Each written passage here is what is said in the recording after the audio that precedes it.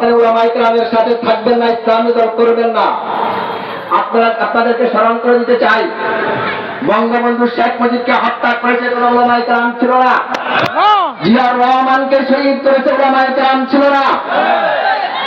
এরপর জাতীয় 4 জন বীর সন্তানকে শহীদ করেছে উলামায়ে কেরাম ছিল না। মিডিয়াকে হত্যা করেছে উলামায়ে কেরাম ছিল না। নারায়ণগঞ্জে 7 মার্ডার করেছে উলামায়ে কেরাম ছিল না। সাগর রুনিকে হত্যা করেছে উলামায়ে কেরাম ছিল না। এরপরে খাদিজাকে কুপিয়ে রক্তাক্ত করেছে উলামায়ে কেরাম ছিল না।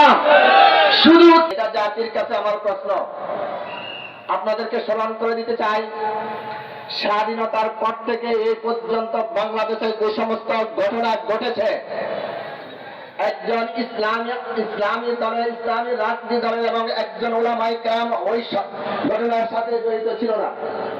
ঠিক আছে? তাহলে জাতির কাছে প্রশ্ন, কেন আপনারা হকানি উলামায়ে কেরামের সাথে থাকবেন না, ইসলামী দল করবেন না?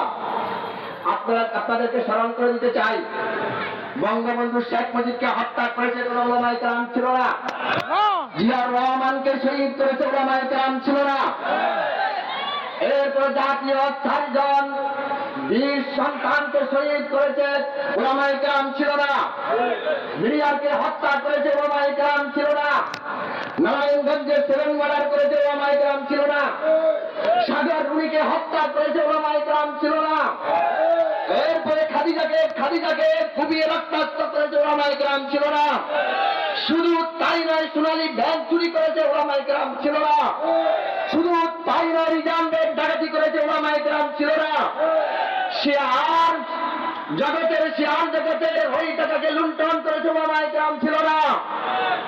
এরপরে ইউরোপ আমেরিকাতে দেশের অর্থনীতি পাচার করে দেশকে দেউলিয়া করেছে উলামায়ে কেরাম ছিল না। কানাডাতে অর্থ পাচার করে বেগম পাড়া বানিয়েছে উলামায়ে কেরাম ছিল না। তাই জাতির কাছে প্রশ্ন আমরা চ্যালেঞ্জ করতে পারি, টেকনাফ থেকে তেতুলিয়া, রূপসা থেকে পাথরিয়া, সুন্দরবন থেকে বান্দরবন পর্যন্ত এই বাংলাদেশের জাতিকে আমরা চ্যালেঞ্জ করতে পারি, স্বাধীনতার পর থেকে এই পর্যন্ত যত দুর্ঘটনা ঘটেছে কোন একজন ইসলামী দল উলামায়ে কেরাম সম্পৃক্ত ছিল, এই প্রমাণ দিতে পারে নাই, প্রমাণ দিতে পারবে না ইনশাআল্লাহ। কিছুদিনের একটি ঘটনা আপনাদেরকে আমি বলতে চাই, স্মরণ করে দিতে চাই।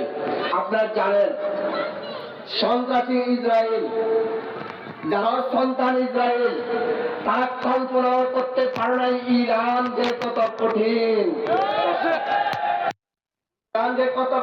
রাষ্ট্র। ওই সন্ত্রাসী ইসরায়েল কল্পনা করতে এই বাংলাদেশের বুদ্ধিজীবী আর নাস্তিকেরা কল্পনা করতে পারবে না। যদি আমরা ইসলামী শাসনতন্ত্র আন্দোলন জামাতে ইসলাম সহ একসাথে এক মঞ্চের যদি কাজ করতে পারি, ইনশাআল্লাহ ইসলামের বিপ্লব এমন ভাবে ঘটবে তারা চিন্তাও করতে পারবে না ইনশাআল্লাহ। আজ আপনাদেরকে আমি একটি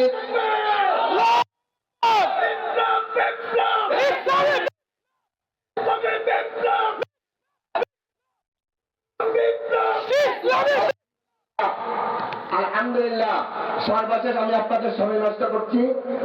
আমি একটা স্লোগান আপনাদেরকে শিখাতে চাই। এই স্লোগানের শপথ নিয়ে আজকে এই সম্মেলন থেকে বাড়িতে ফিরবেন। যদি এই স্লোগান যদি আপনার পরিবারের ভিতরে বাস্তবায়ন করতে পারেন, সমাজের ভিতরে বাস্তবায়ন করতে পারবেন, আগামী নির্বাচন ইনশাআল্লাহ সোনা বাংলা থাকবে না, বাংলাদেশ ইসলামী আইনের বাংলাদেশ ইনশাআল্লাহ। আমি একটা স্লোগান সংযুক্ত দিচ্ছি। স্বাধীনতার পর থেকে অনেক নেতার স্লোগান দিয়েছি, অনেক দলের স্লোগান দিয়েছি, আমরা অনেক মার্কার স্লোগান দিয়েছি। আজকে নতুন একটা স্লোগান এই সম্মেলন থেকে নিয়ে যাবেন। আশা করি আপনাদের ন্যাক হবে, সওয়াব হবে, জান্নাত পেয়ে যাবেন। আমার সাথে বলেন, যে সমস্ত সম্মানিত দায়িত্বশীল স্ত্রীরা আছেন তারা সহযোগিতা করবেন।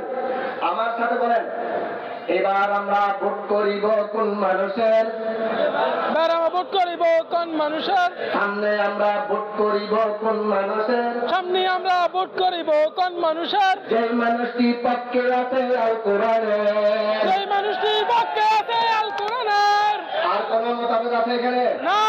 কোরআনের পক্ষে যে ব্যক্তি ডাক দিবে আমাদের নির্বাচনের মধ্যে, ওনার সাথে ইনশাআল্লাহ আমরা থাকবো। আজকের সম্মেলন থেকে আমরা যে দায়িত্বশীল যারা আছে, যে ভূমিকা, যে কর্মসূচি আপনাদেরকে দিবে, যখন ডাক দিবে এরকম সম্মেলনের ভবিষ্যতে আমরা ইনশাআল্লাহ সব কিছু আমরা ত্যাগ করে ইনশাআল্লাহ সবাই যাবে পারবো, ইনশাআল্লাহ পারবো। ইনশাআল্লাহ। আমি সময় নষ্ট করছি, যেভাবে বুঝালে আপনারা বুঝবেন সেভাবে বুঝাইতে পারি নাই, এই জন্য আল্লাহর কাছে মারছি, আপনাদের দোয়া চাই।